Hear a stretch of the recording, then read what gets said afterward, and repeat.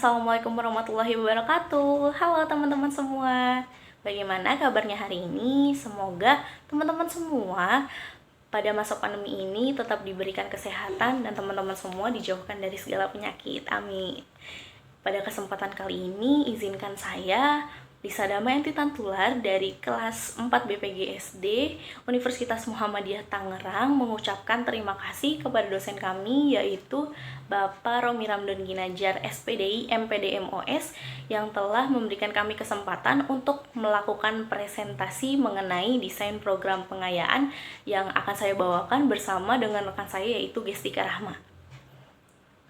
Baik, untuk meningkatkan mutu pendidikan di sekolah, yaitu kita harus melakukan yang namanya proses pembelajaran.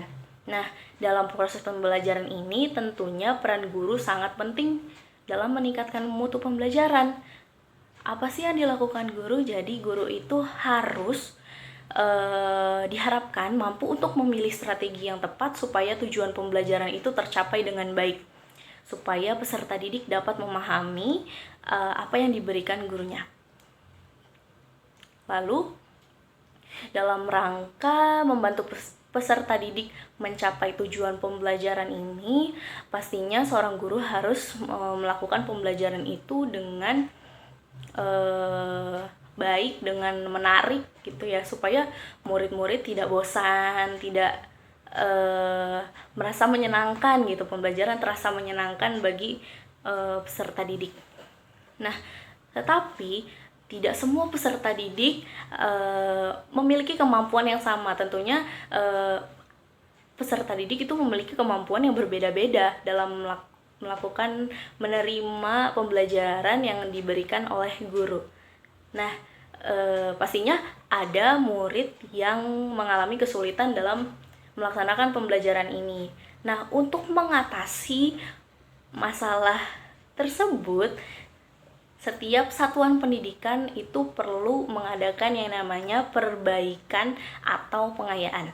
Nah, pengayaan itu apa sih gitu? Pengayaan itu adalah kegiatan tambahan yang diberikan kepada siswa untuk menambah wawasan atau memperluas pengetahuannya dalam materi pembelajaran yang telah dipelajarinya.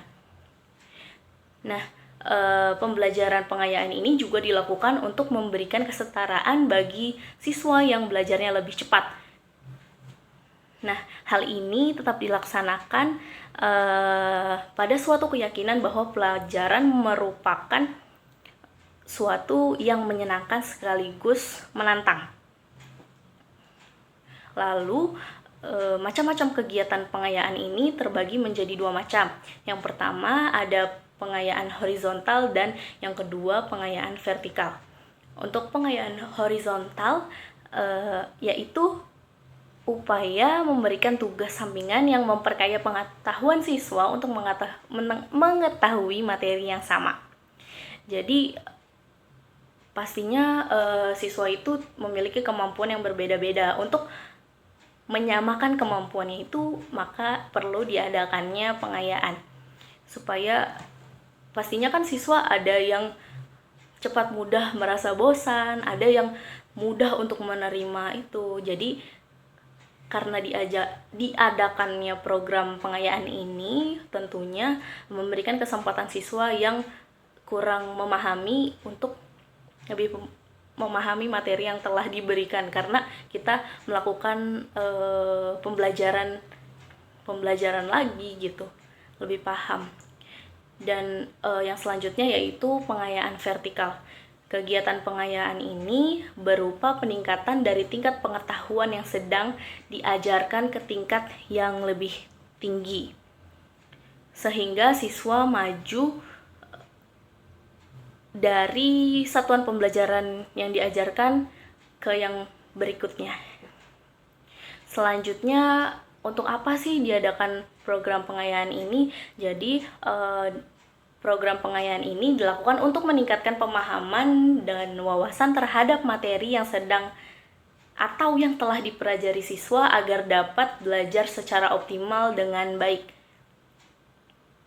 Nah, kegiatan pembelajaran pengayaan ini diawali dengan penyajian pembelajaran terlebih dahulu yang mengacu pada kriteria belajar tuntas. Nah, dalam rangka memperbaiki kegiatan pembelajaran itu ada dua kemungkinan yang dapat dilakukan pada program pengayaan. Yang pertama, yaitu bagi siswa yang taraf penguasaannya kurang 75%.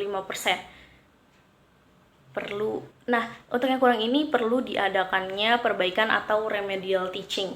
Yang kedua yaitu bagi siswa yang taraf penguasaannya lebih dari 75%, yaitu perlu diberikannya program pengayaan. Baik, untuk materi selanjutnya akan dijelaskan oleh rekan saya yaitu Gestika Rahma. Silakan Gestika Rahma. Baik, terima kasih Lisa Damayanti Tantular yang sudah menjelaskan materi pertama. Selanjutnya, saya Gestika Rahma izin meneruskan materi yang saya akan sampaikan, yaitu jenis kegiatan pengayaan. Yang pertama, kegiatan eksploratory, di mana kegiatan yang bersifat umum biasanya dirancang untuk disajikan kepada peserta didik. Sajian ini dimaksud berupa peristiwa, buku, tokoh, dan sebagainya yang secara reguler tidak tercangkup dalam kurikulum. Yang kedua yaitu keterampilan proses, di mana kegiatan ini diperlukan supaya siswa berhasil melakukan investigasi terhadap topik yang diamati secara mandiri. Yang ketiga yaitu pemecahan masalah. Pemecahan masalah yang diberikan yaitu pemecahan masalah nyata dengan pendekatan penelitian ilmiah. Pemecahan masalah ditandai oleh identifikasi bidang permasalahan, penentuan fokus, penentuan penggunaan data, menggunakan teknik yang relevan, analisis data, dan penyimpulan hasil investigasi. Adapun langkah-langkah sistematis yang harus ditempuh agar pemberian pengayaan tepat sasaran. Yang pertama itu ada mengidentifikasi kemampuan peserta didik, di mana dimaksud untuk mengetahui jenis dan tingkat kelebihan belajar siswa. Tujuannya agar peserta didik belajar lebih cepat, menyimpan informasi lebih mudah, keingintahuan yang tinggi, berpikir mandiri, superior, dan memiliki banyak minat. Nah, di sini ada teknik identifikasinya. Yang pertama itu tes IQ, yang kedua wawancara, yang ketiga tes inventory, yang keempat observasi. Nah, dalam memberikan pengayaan, kita juga harus mempunyai treatment pengayaan. Nah, bentuk-bentuk pelaksanaan pengayaan tersebut yaitu ada 4. Yang pertama, belajar kelompok. Belajar kelompok ini di mana sekelompok peserta didik yang memiliki minat tertentu dan diberikan pembelajaran bersama secara berjam-jam. Yang kedua itu ada belajar mandiri, di mana belajar sendiri mengenai sesuatu yang diminati. Yang ketiga, belajar berbasis tema. Untuk memadukan kurikulum di bawah tema sehingga peserta didik mempelajari hubungan antara berbagai disiplin ilmu. Yang keempat, pemadatan kurikulum. Pembelajaran hanya untuk kompetensi yang belum diketahui oleh peserta didik. Selanjutnya yaitu ada contoh program pengayaan. Nah, ini di modulnya juga ada ya teman-teman, bisa teman-teman lihat langsung di modulnya. Nah, di dalam contoh program pengayaan itu ada nama sekolah, kelas, mata pelajaran, KKM. Nah, itu ada bentuk soal ulangan harian. Nah, lebih jelasnya bisa dilihat sama teman-teman sendiri ya.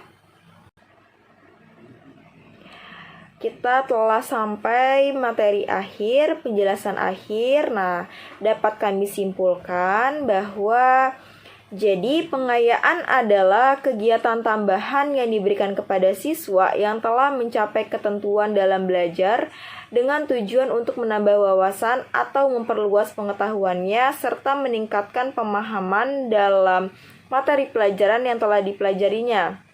Nah, program pengayaan ini memiliki 3 jenis pembelajaran, yaitu kegiatan eksploratory, keterampilan proses, dan pemecahan masalah.